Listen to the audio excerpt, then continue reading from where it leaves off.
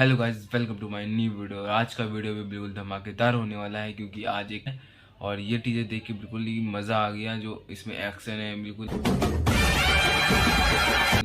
अलग का है। बस हालांकि इसमें गाने के बारे में नहीं दिया गया है कि इसमें क्या गाने रहेंगे, लेकिन जो टीजर देख के ऐसा लग रहा है कि फिल्म बिल्कुल ब्लॉकबस्टर होने वाली, जैसे सूर्यवंशी फिल्म अभी हो रही है।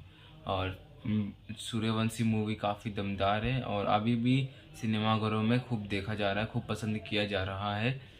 और इस फिल्म में जो है जो मेरी जान, इस फिल्म में पवन सिंह भिखारी का रोल करते हैं। जो पवन सिंह है उनके सर पे चोट भी लगा हुआ है।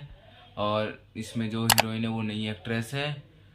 और इसमें जो कहानी है बिल्कुल अलग है, बिल्कुल अच्छी सी कहानी है। इसमें पवन सिंह भिखारी फिल्म के दौरान भिखारी नहीं होते, लेकिन वो भिखारी बन के रहते हैं। लेकिन क्यों रहते हैं ये पता नहीं। तो ऐसे ही वीडियो की जानकारी के लिए हमारे चैनल को सब्सक्राइब करें, लाइक करें और शेयर करें।